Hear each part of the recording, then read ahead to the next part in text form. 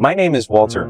I am 42, still single. I've worked in the magazine's darkroom for 16 years, spending every day in the basement, living a repetitive, ordinary life. My salary barely covers expenses, even with the colleague I secretly admire.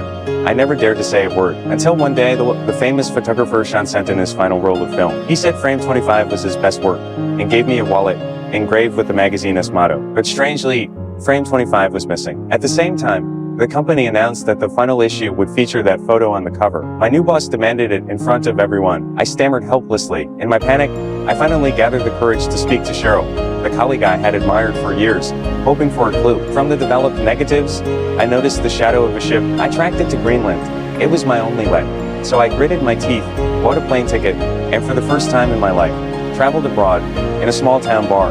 I met a pilot who offered to take me to Sean, but I had to board a shaky helicopter. I hesitated for a long time. Then I thought of Cheryl, and finally jumped on board. Over the stormy sea, I leapt onto a ship, almost swallowed by the waves. Though I didn't find Sean for the first time, I tasted the thrill of adventure. Then I chased him to Iceland, riding a longboard down the mountain, feeling as free as a boy again. The wind roared past my ears, my heart pounding wildly. But suddenly, the volcano erupted, ash filled the sky, and I nearly lost my life. A stranger pulled me to safety. I had escaped death. That journey emptied my savings, yet I realized I was changing on the phone with Cheryl. I shared my childhood stories for the first time, and stopped being afraid to open my heart for once. I felt alive later. I followed Shauna's trail to the Himalayas. I crossed glaciers, climbed through snow and wind, and step by step, I finally found him. I asked urgently about the missing frame 25. He simply smiled and said it was in the wallet. The most important thing, I had already misplaced, but he didn't mind. He quietly watched us snow leopard, and told me, life isn't about ticking boxes. It is about truly experiencing it. In that moment, I understood his persistence. Eventually, I returned to New York by chance. From my mother's hands, I got back the wallet.